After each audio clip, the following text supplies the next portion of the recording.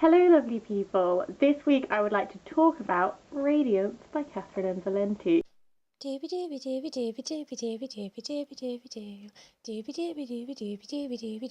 Sophie Vlogs.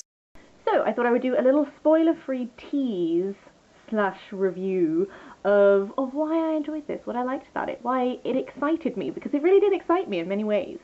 So, Radiance, at its core, follows Severin Unk, who is the daughter of a famous filmmaker. When she grows up, she becomes, although her father does like fictional movies, she prefers realism, so she does documentaries. And she is on Venus filming a documentary, and she goes missing. That's sort of like at the core of this story, is trying to solve that mystery of what happened to her. So, as you might have already guessed from the little plot description, this is not set in our universe. This is set in a alternative universe where, set during the 30s and 40s, is when all the action takes place. And in this universe, humans are able to... We've colonized the solar system, essentially. Like, the planets are different so that they can actually be inhabited. But the key to being able to survive on these planets is... these creatures called calla whales, which live on Venus, who create this like calla whale milk, and it's through consuming this milk that it gives humans the ability to like survive in space on all these different planets and stuff. And it's the whole world created in this book is so interesting. Like, we've got all the different planets and all the different like geographies of the planets, and also like the politics related to the planets, because different planets are claimed by different countries from Earth, and that whole like there are so many interesting like world concepts in this. Add on to that is the filmmaking angle. There's a huge focus on filmmaking in this, which is so interesting. From a start point in like world building terms, set during the 30s and 40s.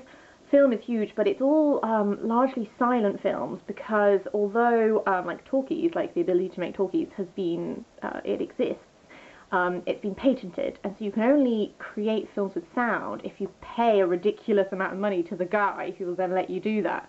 So silent films run throughout this, which is interesting. I find it's interesting anyway, having film being such a major theme when you're dealing with like a written medium, and then to have like silent film, which obviously is silent, but these are words, if that makes sense. And then you have this contrast between Percival Unk is Severin's father, and he creates these really like dramatic, like like so like storytelling to the extreme. Everything's over dramatic, everything's all this sort of stuff. And then Severin, as a contrast to that, who is so concerned with realism and with documentary making and showing like the truth of things and stuff. That's a really interesting interplay as well. And this theme of filmmaking is something that applies so much to the mystery of what happens to Severin, because the form of this was another aspect that I found really intriguing when I was reading it, because it's not a linear plot line. It's like such a hodgepodge of different things. One chapter, for example, will be like documentary footage of the mission to Venus, like described to you.